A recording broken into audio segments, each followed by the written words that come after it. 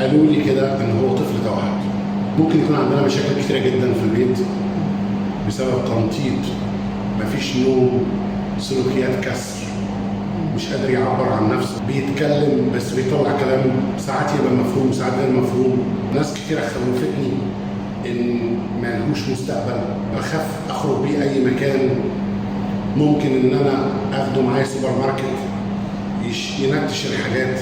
بس دي مشكله كل اب وكل ام عندهم طفل توحد. دلوقتي مين شخصه توحد؟ دكتور مخ واعصاب. الطفل عنده كام سنه؟ عنده 7 سنين. وبيتكلم؟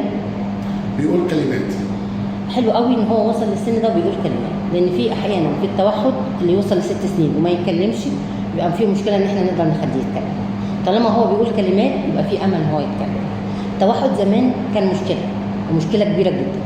دلوقتي احنا عندنا مراكز كتير جدا بتتعامل مع الطفل، وعندنا التوحد كمان بيبقى ذكي جدا. في من التوحد اذكياء بيتعاملوا. انا عايزه اقول لحضرتك يعني ما تقلقش ان عندنا يعني هيتكلم يا دكتور؟ ان شاء الله هيتكلم، بس لازم نعمله الاول، اعمل له تقييم واشوفه وابتدي اشوف الخطه المناسبه ليه.